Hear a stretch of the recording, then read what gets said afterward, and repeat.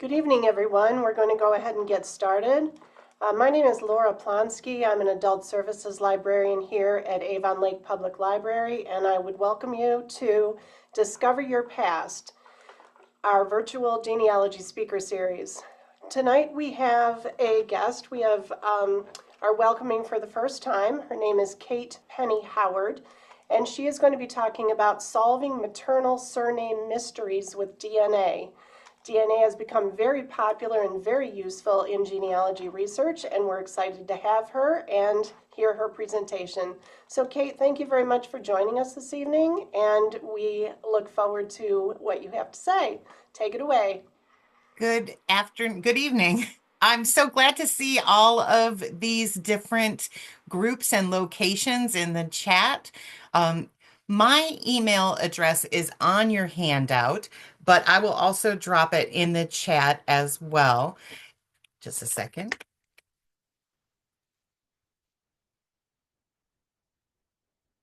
And I've got some other stuff happening here.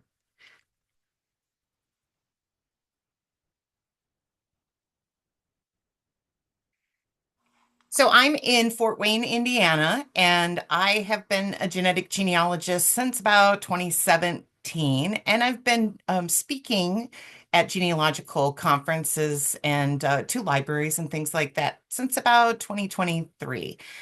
In my other life, I am a pastor, so public speaking comes pretty naturally to me. But I really enjoy meeting new genealogy friends and people who like to listen to my stories. So thank you so much for having me. On the screen is my puppy Poppy, and she is just 1 year old and the coolest Weimaraner you'll ever meet. So thank you very much for inviting us into your evening. So today's presentation will provide you with detailed strategies that you can use to break through one of genealogy's toughest challenges, tracing our maternal lines when we don't have a surname. So we will explore both traditional research methods and modern DNA techniques to help you discover your female ancestors.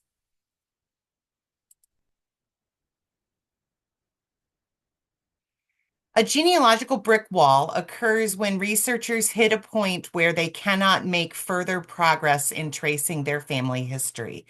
With maternal lines, these challenges are often amplified due to name changes, lack of records, and cultural practices that historically put less emphasis on documenting women's lives. Brick walls can feel insurmountable, but are usually solvable with the right approach and persistence.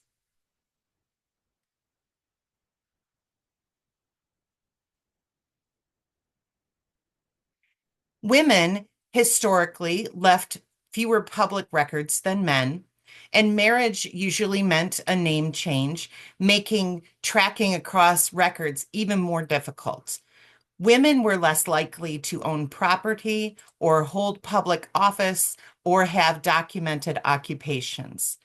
Cultural norms often meant that women's lives were less documented in official records. For example, there is only one person in the world who goes by Reverend Kate Penney Howard, but there was a time when I would only be referred to as Mrs. Preston Howard. And there are lots of Preston Howards in the history of the world. And even if you found the right Preston, you still wouldn't know what his wife's first name is or what her family name is. I just want to stop for a second because we have a comment in the chat that says, "Am I the only one that lost sound?" Laura, can you hear me? Yeah, you're fine. Okay. Okay. Thank you, Richard. I'm sorry you're having trouble.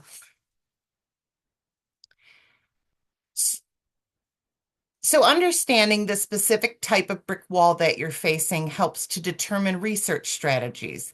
For maternal lines, missing maiden names are extremely common. When their maiden name is missing, their parents' names will be missing as well. The exception might be if your surnameless ancestor's mother got remarried, she might be named in a census or will, but that still doesn't tell you what your ancestor's last name was. Unknown parents often result from poor record keeping or destroyed records. Multiple marriages can create confusion in tracking women across records. Family traditions may contain errors or misconceptions. Missing vital records, especially before civil registration was common in the area where your ancestors lived, can create significant challenges as well.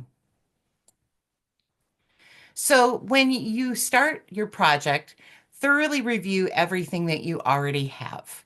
Create a detailed timeline of your ancestor's life, along with a map of locations where she may have lived. Identify gaps in your knowledge. We always say we don't know what we don't know. And that's a really good way to approach a mystery like this. There might be a completely different story than you are aware of. So document any conflicting information between sources. Um, we often find differing information on someone's death certificate than what is actually true. And things just can be misunderstood by whomever is the person who reports the death. Make a list of every known family member, friends, and associates. This foundation is crucial for developing effective research strategies. So begin with the most recent known information and work backwards systematically. Gather everything that you can find, all of the available vital records, search marriage records in every possible jurisdiction. Death records often contain maiden names, and church records frequently provide additional details about women. And of course, census records help us track families over time.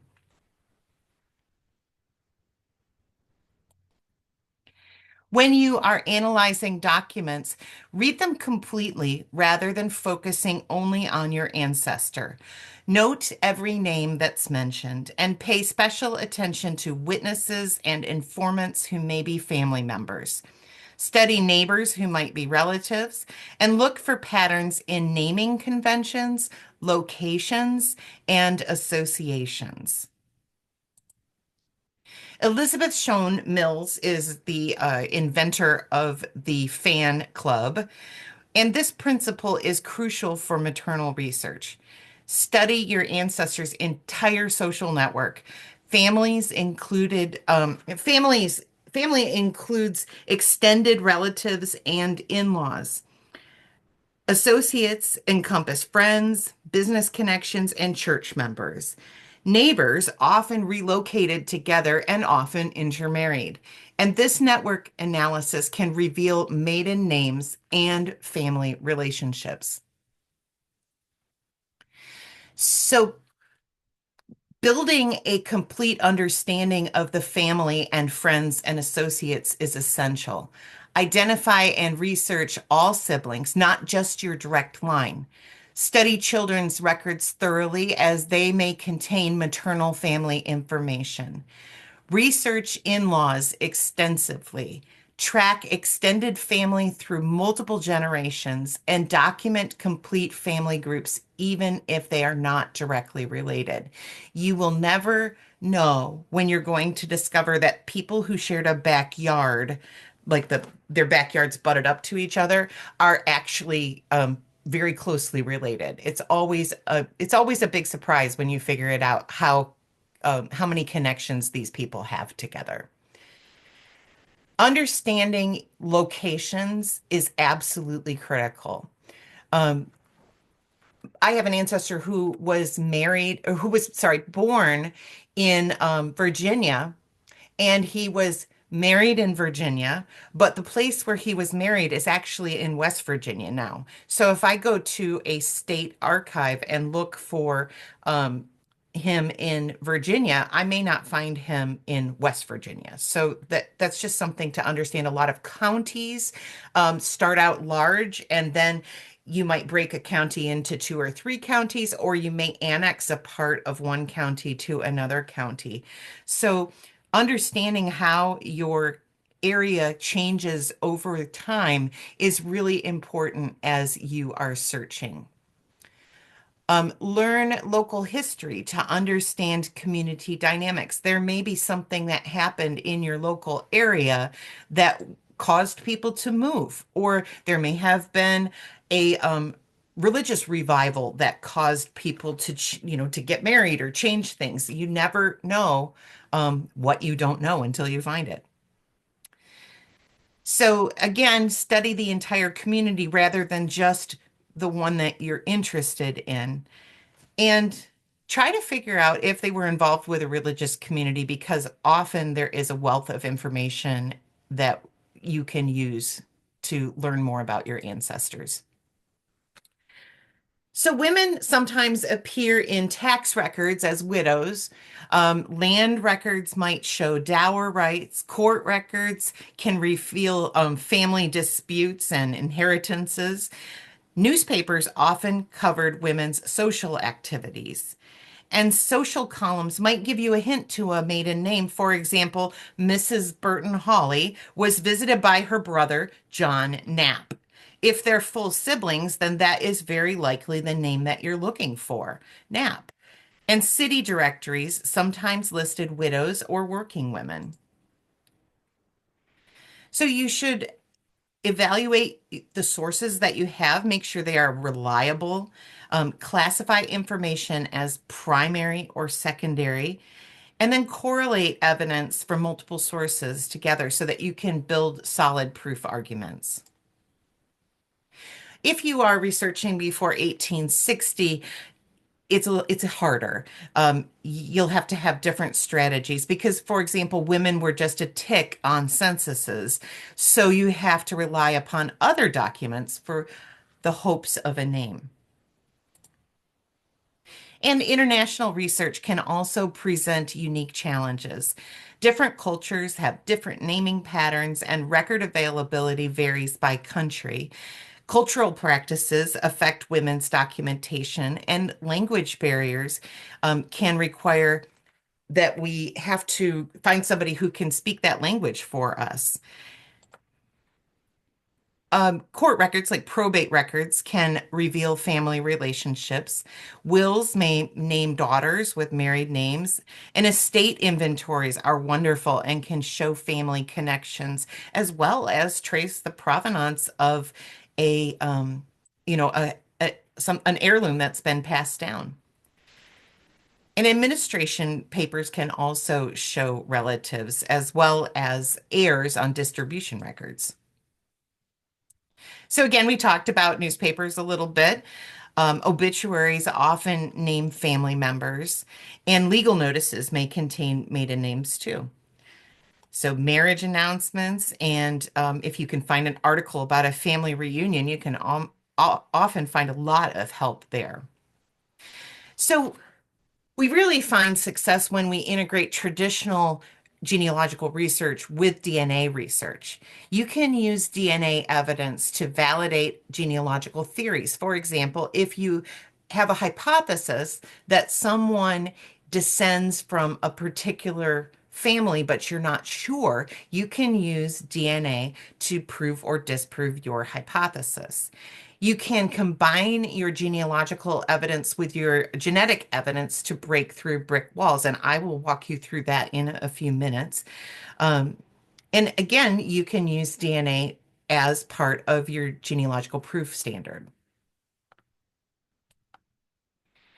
So, church records are often one of the best resources about women. Baptismal records might name mothers or godparents. Marriage records might list parents or a sister or a brother. Um, Other people who were married at the same time may be related, or witnesses may be related. Death records can include maiden names. Membership lists can track families over time. If a family moves away, there might be an entry that transfer of membership was asked for. Church histories can document family relationships. And then a lot of churches have an archive where they have old newsletters and bulletins, and those documents can often list life milestones as well as participation in events. And you might even find something that she has written, or you might find a church cookbook that has her favorite recipe in it. And if you're very lucky, or if she was unfortunate, depending on which way you look at it, you may find an entry about church discipline. Maybe somebody in the family did something for which they were censured or disciplined or even excommunicated. So you'll want to create a strategy for your project. You may want to test family members, but you can do this with just your own test. But if you have an older living relative, they may be better source for you. If you target your siblings or the siblings of your eldest person, you will find more matches than if you test just one person. And if you include your cousins as well, you will have more information to work with. You want to upload your results to all of the major sites. And also, there are lots of DNA focused genealogy groups for support and guidance, and they're more than happy to teach you how to do things or, check your findings or help you out in whatever way you need. So you'll want to organize your matches. There are many ways that you can do this. Some people do it all within the notes on Ancestry and the color dots.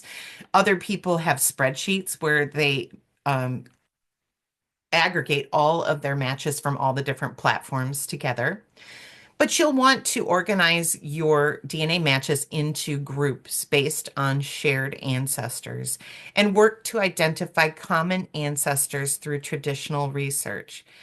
You'll want to build out trees for promising matches. You often have to do a lot of detective work to figure out who your matches are and what their trees look like. So once when you're doing that, you're not only building a tree for yourself, but you're building a tree for all of the other people as well, all of your matches. And then you'll want to figure out how you can collaborate with your genetic cousins. How can you help each other? So carefully analyze your matches trees for clues. Look for a shared surname that may indicate that maternal surname that you happen to be looking for. Study geographical clusters where families lived. Build quick research trees to test hypotheses.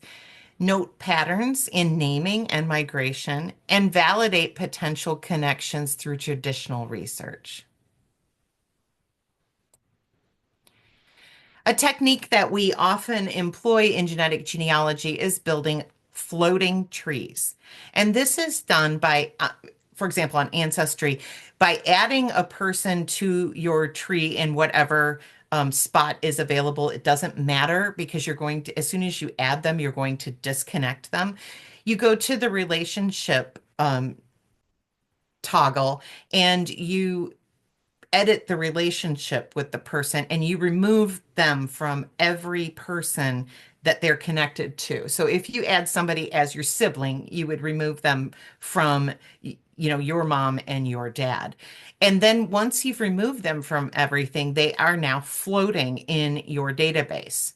And then you can add their parents and their grandparents, etc. And once you have found what we call a most recent common ancestor, which is abbreviated MRCA, and people say MERCA, you can attach them to a hypothesis placeholder, which will help you float your ancestor out there in your main tree so that you can get some through lines and other help from Ancestry, for example. And you can do this on MyHeritage as well.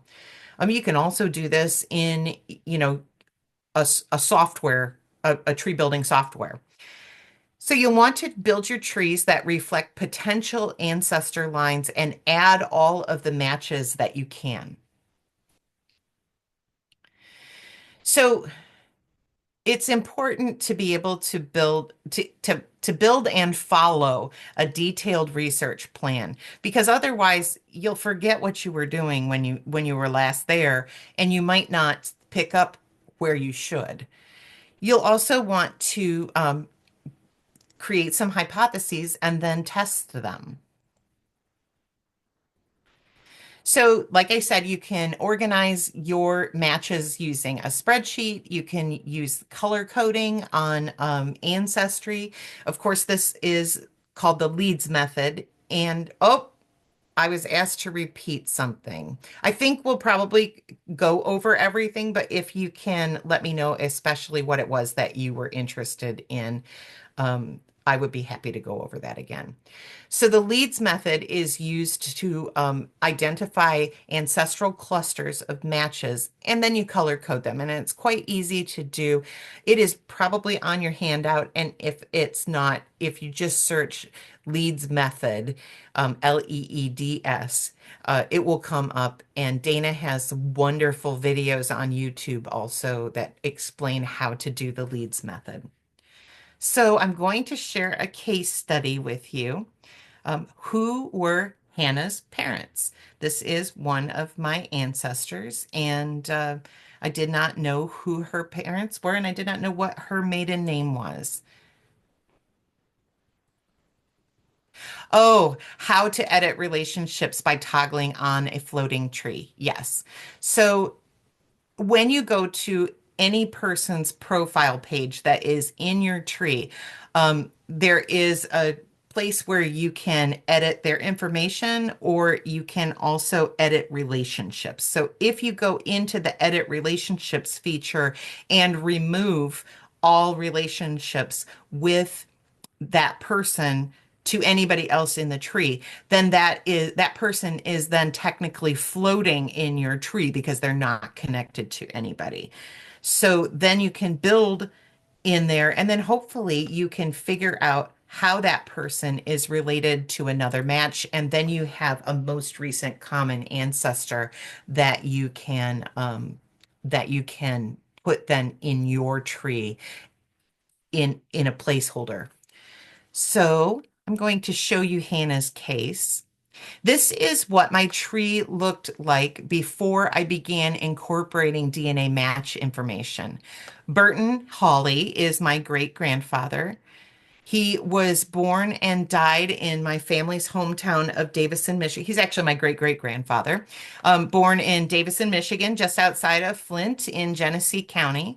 And a gazetteer entry for him says that his mother's parents, Nehemiah and Hannah Knapp, emigrated from New York when his mother, Samantha, was only 6. But it doesn't tell me Hannah's family name. And so we get to keep looking. So when I look at their death records, I get some clues and I get some red herrings. My own direct ancestor, Samantha Knapp's death certificate, accidentally has her married surname as her father's surname. So, for example, that first one, it says that N. Hawley is her father. So that is incorrect. The initial N for Nehemiah is correct, but Hawley is the wrong name. And born in New York.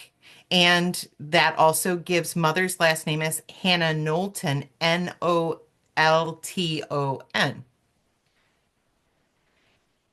And then one of her siblings' death register entry just gives her married name. So again, we just have Nehemiah Knapp and his wife Hannah, also Knapp.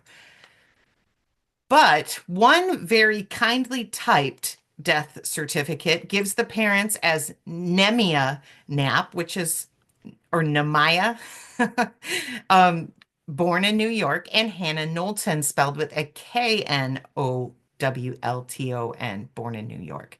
And I happen to be familiar with the spelling Knowlton from another family, so that is what I'm going to look for. But I'm a little bit stuck because even around 1800, New York is a big place, right? It's an entire state. How can I use DNA to help me?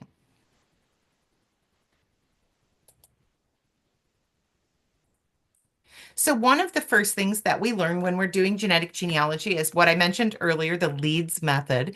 And we use that to sort our matches into distinct ancestral clusters.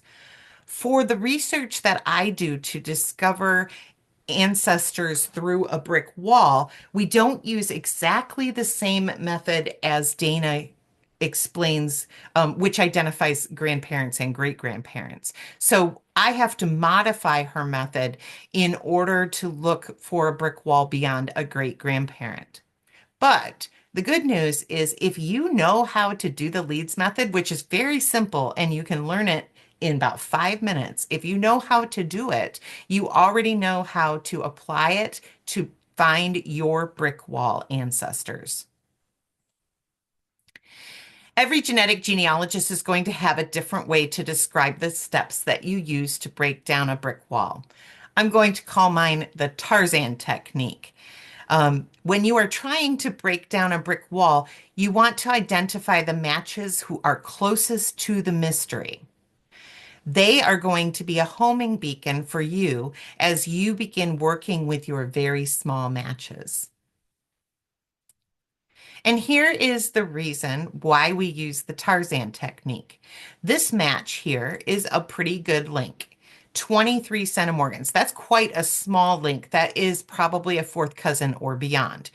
But the problem is this match shares my Knapp ancestors as well as my Knowlton ancestors.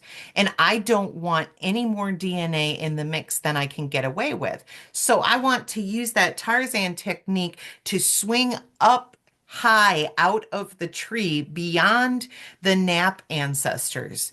I'm looking just for people who are Knowltons. So for example, one of the most fortunate things is if you have an ancestor that you're researching who was married more than once and had children with more than one spouse. Because if we had descendants of Hannah Knowlton and her second husband, Bob Smith, then that would be great because it wouldn't have the Knapp common ancestors in the mix.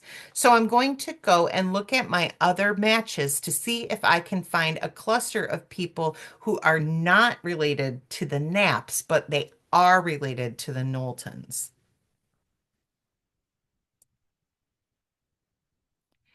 And this is where we want to look at the range of relationship here.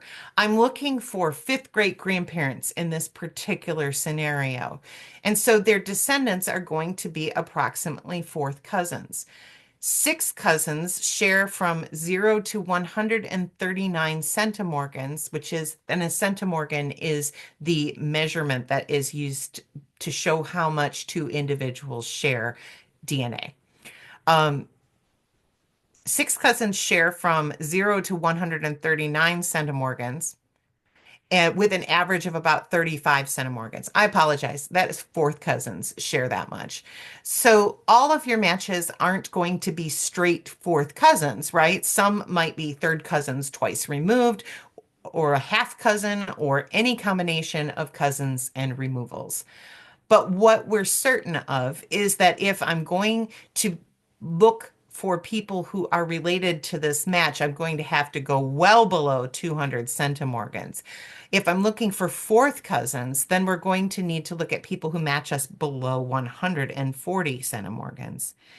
And the conventional wisdom is that we want to stay above 15 centimorgans. And I'll talk more about that later.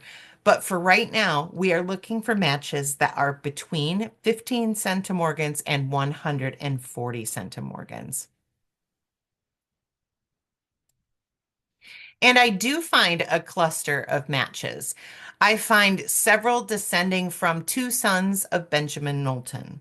And one son, John, is born in 1792 to an unknown first wife.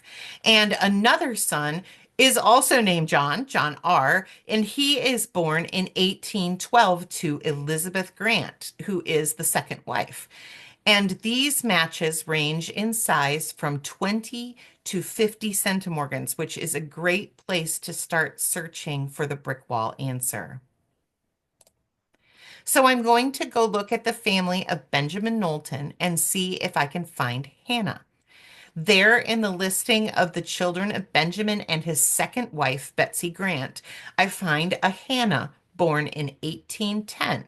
Now, her headstone says 1808, but the information in this genealogy might have been reconstructed from memory since most of the children have no birth year.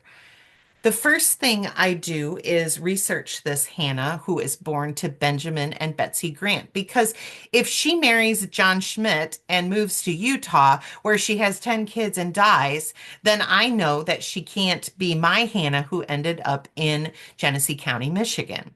But I find nothing.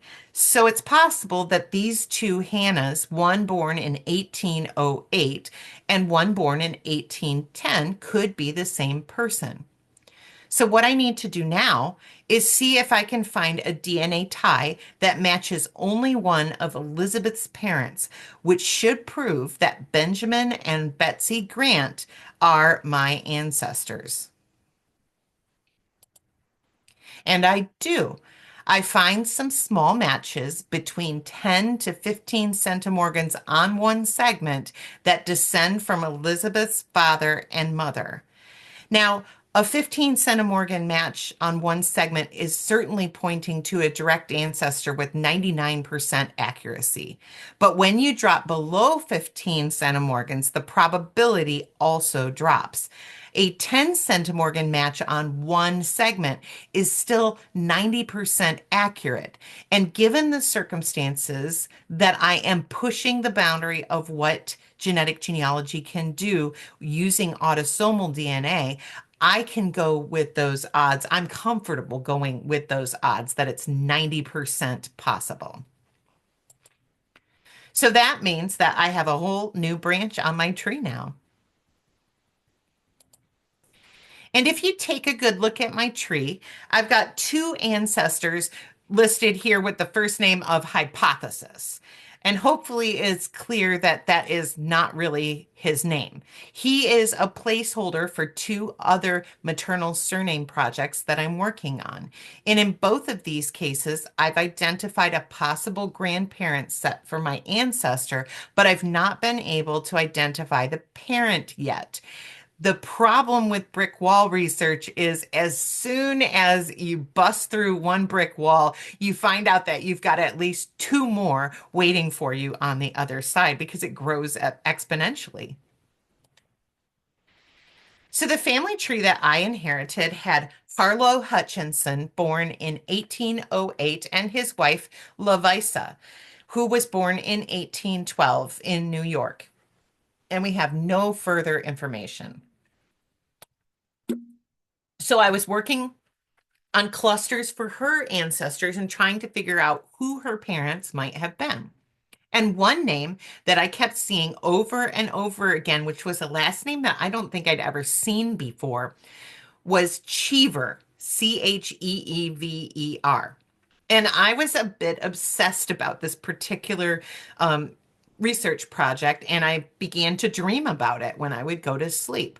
And each time I was out walking on a dirt road in the country, and each time I got closer and closer to Harlow Hutchinson's house. I didn't know what Harlow Hutchinson's house looked like, but in my dream, that's what was going on. And then one night, I got close enough to knock on the door, and someone answered. And I said, "Who are Levice's parents?" And they said, "Ask the neighbor." And I woke up in a startle. And this is just before Elizabeth Shown Mills came out with her fan club approach. And so, I wish that I had known about that before I had this dream. So I woke up in a startle and I found a document that I have not been able to find again because I didn't document it when I found it. I was just, scrolling and doing and I'm really regretting that I don't have that particular document, but it had the Hutchinson family living next to the family of Ezekiel Cheever. But what if you don't have a surname? One of the first things that we learn when we do genetic genealogy is to work with this leads method, like I've told you.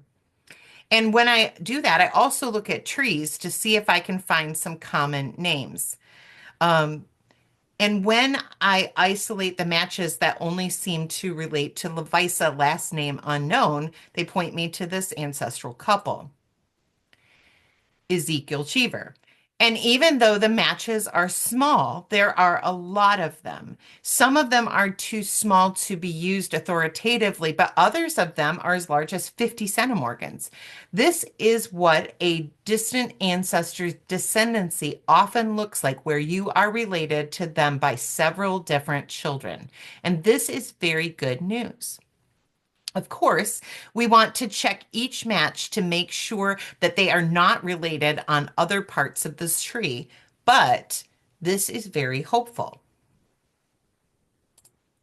So let's look for some more information. Here is the will of Ezekiel Cheever, and one of his daughters is named Levisa, but she's not listed under a married name, and my Levisa was married to Harlow Hutchinson well before this will was executed. Again, applying the fan principle, I discover that one of Ezekiel Cheever's son, John Cheever, married a woman named Belinda Hutchinson. What a coincidence. But here's the real killer. One of the sons of John Cheever and Belinda Hutchinson is named Harlow. And Harlow Hutchinson is the husband of Levisa. So that makes me suspect that perhaps Belinda is a sister to my Harlow Hutchinson, and somehow John Cheever is related to Levisa.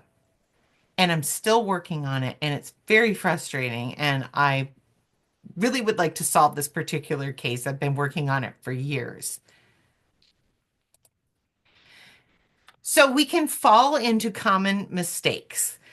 For example, a mistake that I made with the Levisa research was I assumed that the Levisa Cheever that was in that family of Ezekiel Cheever was the person that I was looking for.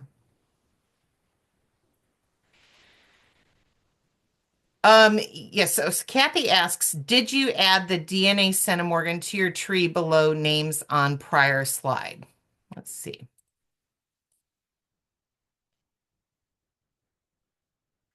I just anonymized the name. I did not change the amount of centimorgans that were shared with the match.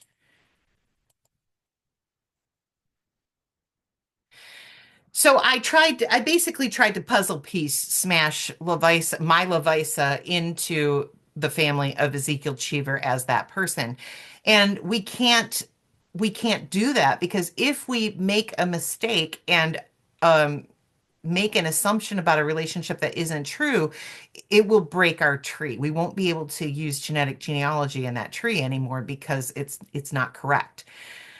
Just like you wouldn't want to do that in a traditional tree as well. Don't fixate on specific name spellings. Once you get back past about 1900, names can be very fluid in their spelling. Look beyond known locations. I have an ancestor that uh, I couldn't find his grave in Michigan, and I didn't know that he had gone out to California during the gold rush and then relocated in Iowa. And so once I was able to find that he had made that journey, I was able to find his grave in Iowa. So again, we don't know what we don't know. I had no idea that that particular ancestor had gone west. And then avoid premature conclusions. It's okay to say, I'm really close to this, but I don't know the answer yet. So continue developing your research skills, read recommended books and publications, and take as many online courses as you can, just like this one. And then pursue continuing educational opportunities. I see you've gotten another question. Did you add the DNA links to the tree in Ancestry? Do you create a separate DNA tree and have another tree? So, no, I work in one tree for my mother's DNA and one tree for my father's DNA. I add all of their matches into their tree. Um, Descending down from a known ancestor. And if I don't have a known ancestor yet, I have all of my matches that are within a group that I can identify as being related by one ancestor.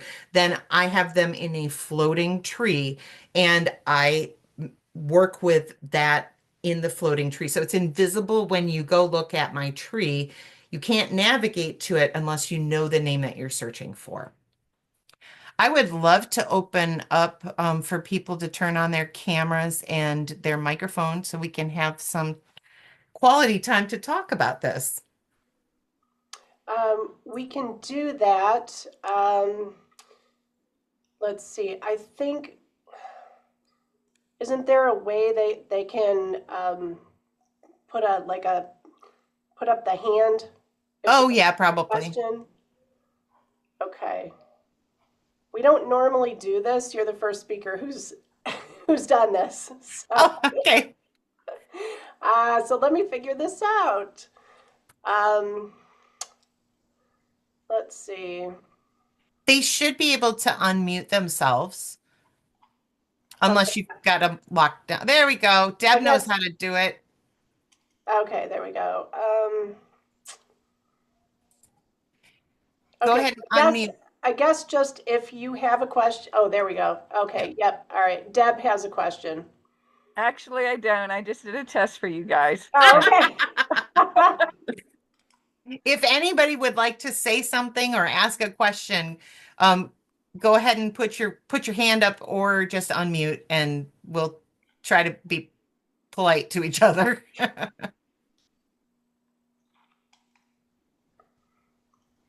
Jim, Where do you find the centimorgan information on people in the past? okay. So when you look at your matches profile, you can it will say how many centimorgans are shared with that person, and then there will be kind of an estimated relationship right there.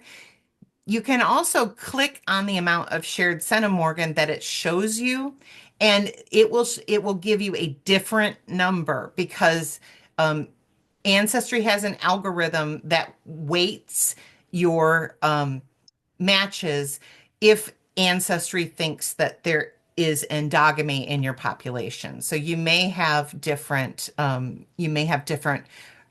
shared centimorgans. So it's also important to look at the part that comes after that because it will say how many segments you share with that person. If you have a small match that you share on one segment, it is a much more reliable match than if you have a small match that has multiple segments. Thank you. Yes, thank you. And Laura has unlocked everybody's mute and video, so you should be able to unmute and turn your camera on. And you can put your hand up if you want. The Rolling Peach. Hello. Hello. This is all fascinating to me. I've always wanted to learn how to tie my DNA together. Will you have this recording available? Yes, the recording will be available for, you said 6 months, Kate? Yeah. Okay, so as soon as I get the recording put together, I will send out a link to everyone. You can watch it again, and we will generously have it up for 6 months, thanks to Kate. Okay. Hi, I'm Kathy Ann. I can't find the hand raising. It's okay. Okay. I'm struggling. The reason why I wanted to listen to you today was because I'm struggling with my mom's alive. Her mother and father passed away when she was younger. She had a lot of siblings. She has two left, and they don't know much about the mom's family. And um and the maiden name is spelled in so many different ways that I'm struggling to get anywhere on it. And you talked about neighbors, and there are some neighbors that my mother talks about, and like they were so close. And I'm thinking that maybe they were somehow related. Mm-hmm. Um, Mm-hmm. how would you go about searching for like I've been trying everything with the last name in different spellings, and they're from Slovakia. Oh, Um, okay. and so, names changed and everything's of the country itself, there's changes. Yes. So I'm really, really having a hard time with it. When did they emigrate to the US? Um, eight the oh 19 let's see, they were born 19 about, I think it was 1920 something, 23 Okay. or 24. And they Okay. came over. I know her father came. I have more on him because he came over from Germany on a boat from Germany. Okay. So I have that information. So I have it on him. But the mom, I'm having a lot of trouble with. And there's also a lot of Catherines and there's a lot of Marys. All the names in the family, there's like so many of them all over. Yeah. Yeah. Um, so the later we arrive in North America, the more difficult genealogy is, period. But especially genetic genealogy, because we don't have a lot of Eastern Europeans who have tested. If you are interested in using genetic genealogy, I would encourage you to upload your kit to MyHeritage, because MyHeritage has a lot more European matches in percentage than Ancestry does. Okay. So, yes, Linda has suggested looking for naturalization papers. They're often really, really great. As well as if you can find the emigration papers for the person, which they should have had in, do you say 1920? Yeah. Yeah. So there should be a ship's manifest somewhere that has who the person is, where they come from, who their family is back home, like a member of their family back home, and then also who are they going to stay with in the Yeah, see, US. I found that on her dad, but the mom, I can't find it. And I do have like I found their marriage certificate. I Yeah. even have a birth certificate. No, I don't have a birth certificate. Not on her. No, and that's the problem. I don't know mom and dad. I only know her sister's name, our brother's name, I mean, Stephen. And Uh-huh. that's all I know. Like I don't know very much of anything on, and It, it I would just be think, it would be worth it to try looking at your DNA to see if the answer is there for you. okay, because I have my mom's DNA and I have her That's great. sister's DNA. Yeah. So yes, I mean, that's what I would do is I would go to look and see um, if I can divide the matches up into ancestral clusters and then start looking for a common name, which again, for Eastern Europe, you already know this. You're going to have to look for some names that are um, similar, but you may be looking for Zelensky in one family and Zell in another one. Okay. Yes. Kathy says check local Slovakian societies for information. There is a group called FEEFS, FEEFS, and it's if you send me an email, I will get you their information, but they do Okay. Eastern European studies as well. And that's an international group. Um, Also, I think you should really check the church, because if you can figure out what church they were affiliated with, there may be a lot of information there. Okay. All right. Thank you. So, yes, you're welcome.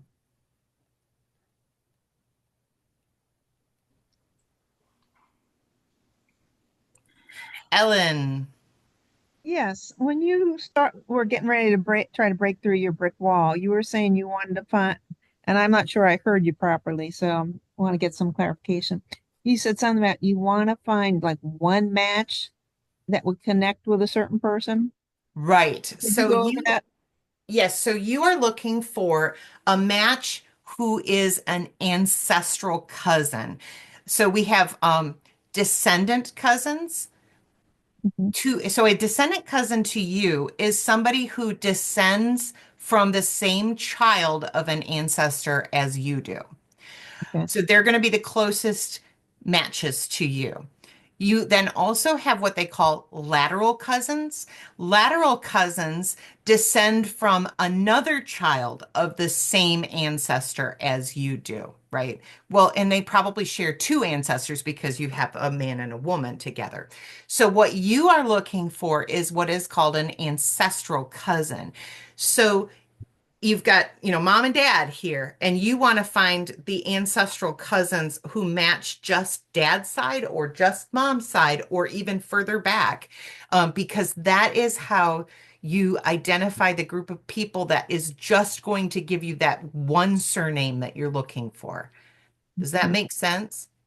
Yeah, I'm right now trying to figure out how I've got a group of 6 matches where I've been able to fit them into a tree, but I Yeah. haven't quite connected that tree to my tree. Hmm. And so I'm trying to figure out how to do that. But this woman may be the daughter of my third great grandfather, could be his younger sister.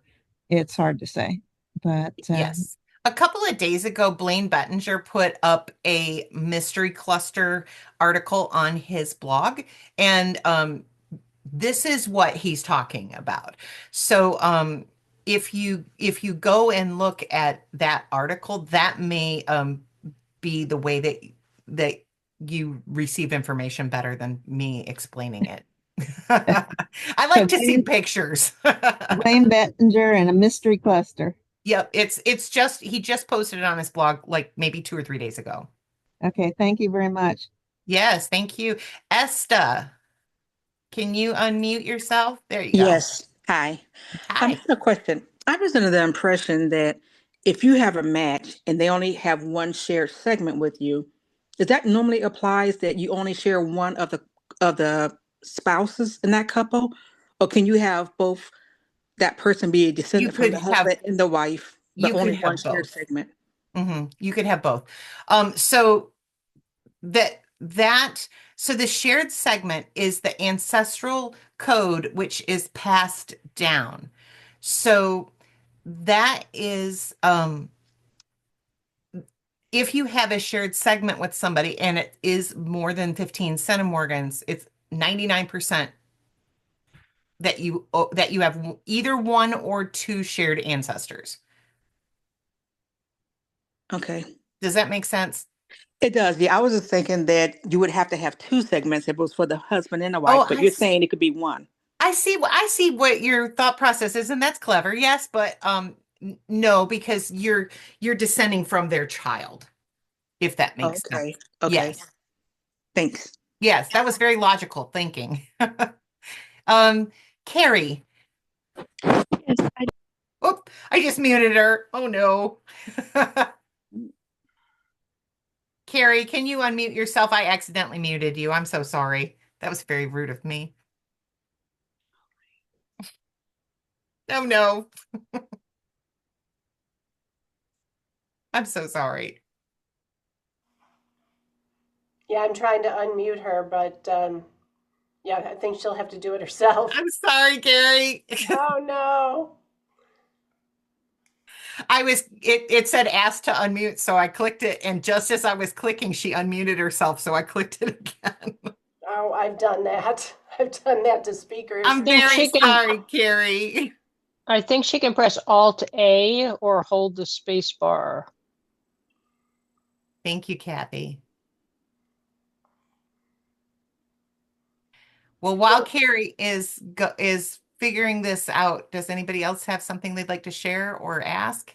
Kate, I Kate, could just quickly, you mentioned the fan club. Can you just quickly say what that is for people who might not know? Yes. So the fan club is a process that is invented by Elizabeth Shown Mills, and it is FAN stands for Friends, Associates, and Neighbors. So, for example, when my grandma died, I was the one who went to go through all of her papers, her And she had saved every Christmas card from the dentist since 1964 when they moved into that house. And I was just like, why would you save your dentist cards for that long? Well, he was my grandpa's second cousin. So, oh, Carrie, she can unmute herself now. Go ahead and unmute, Carrie. Okay, sorry, it kind of froze on me and I realized I had to click I'm something. so sorry. The only question I had when I loved your charts, were they from through lines or did you create those? So those are through lines that I was using, and I may have kind of condensed them into one page, but yeah, that's pretty much through lines for you. Okay, great. Thank you. That'll You're make it welcome. a little easier. Yes, you're welcome. Lou. Hi, thank you for taking the call. Oh, yes. A question concerning church records. Yes. Where do you go to view that? Are they online? Are they, you have to go there in person? Mostly Catholic Church in the Cleveland, Ohio area. Is there a diocese? Do you have to go to the local church? So each church, each kind of church is going to be different. So some churches send their information to a central repository. Some churches keep their information in the church, right? Because they're not even in a denomination. They may be a completely independent church. So for Catholic sources, I would start with my local parish. I would ask them for advice. They'll most likely direct you to the diocese, but but you don't know yet. Laura, can you drop the handout in the chat again, please? And Bonnie asks, what is a through line? Bonnie, through lines are a feature that Ancestry has where it will show you how you are related to your matches if you both have trees. And it will calculate missing parts of your tree if you don't have as robust of a tree as your match might have. So that is something that you can utilize on Ancestry, and the way that you find it is there's a couple of different ways you can navigate to it, but the easiest way to find it is if you go to your match list, it will say all matches, matches by parent, and then it will say matches by ancestor. And so if you click on matches by ancestor, it will take you to a page where up to your fifth great grandparents are listed, and you can click on any one of those ancestors and see what matches can be connected to that ancestor. And it will also suggest ancestors for you if you maybe haven't built a big tree. Kathy. Hi. Yes, I came tonight trying to figure out who my great grandmother is. She Okay. was an orphan and she was adopted by a family when she was, I think, 2 or 3. Okay. The 1910 census listed her as adopted. The prior censuses listed her as just a boarder, and it's like I don't know her parents' names. I only know the adopted parents' names. So this method does work for what you want to do. If you would like some additional guidance, or if you would want me to work on your case, you are welcome to send me an email. I'll try these things that you went over tonight to get started. Thank you so much. You're very welcome. Okay, we can take about one more question and then we're going to have to wrap things up. Hello. Hello. Yes, I'm Alice. I've been trying to raise my hand. I don't know if it's up or not, but well, it's all right. You're talking now, Alice. Okay, yes, I have a couple of questions. The true line, is that where it shows the ancestry or the grandparents, great, and so on? Is that really true? I mean, I can base my information on what it's showing me to my tree. So it can be incorrect, but if you don't have a genetic relationship with your matches, through lines won't show up. So, okay. So it can be used to verify that a tree and genetic relationship are correct. However, I have a cousin who is related to my mom and to my dad. He's a second cousin to me. And well, he's a double second cousin, right? Because he's related to both of my parents. So through lines might be incorrect for him if because we have multiple relationships. So Yeah. that is so the answer is yes, it can be trusted, and no, it sometimes messes you up. So it's a tool to be used. Okay. Well, that's what I was thinking because my cousin that I do research back and forth with, I was telling her about TrueLine, and it shows where we match with the generation of DNA. And so I was saying to her that has to be so because it's showing that we do have DNA match. It might be 8 cm or 10, but it's still showing the line Yes. of relatives. So okay, that's good. That is a pretty small match. But the other thing is that if my grandpa stepped out and came to your grandma's house Mhm. and that's where your parent came from, your tree is going to look like your grandpa, not my grandpa's your grandpa. So my tree, we're not going to have any of the same names in the tree because there is a misattributed parentage event, if that makes sense. Yeah. Okay. Yeah. Okay. So sometimes our cousins are like, yeah, I don't know how you're related to me because our trees don't have the same names in them. Oh, okay. Yeah. One more question. How I have relatives, great fourth generation of grandparents that state they came from Ireland. How do I find out where in Ireland they came from? Yep. So your match list can be really helpful in this situation because if you have cousins who have tested but are still in Ireland, it can kind of light up an area for you. Irish records are very, very difficult to work with. For example, my great-great-grandfather was probably adopted, and there were no adoption records until 1922 unless the church happened to write it down. So, sometimes you hit a real brick wall, and that is one that I don't know if I'm going to be able to solve it Okay. yet. Well, I appreciate that. Thank you. You're very welcome. Well, Kate, thank you so much. We're at the top of the hour, and it's been a very informative and entertaining hour. I appreciate all of the information that you shared, and I also appreciate the fact that you opened it up to everybody watching. Oh, you're welcome. Again, we've never done that before, so that was fun. Okay, great. So Yeah, thanks for doing people that. come up with the best ideas. And if anybody has an idea about a presentation you'd like to see, send me an email. Thank you.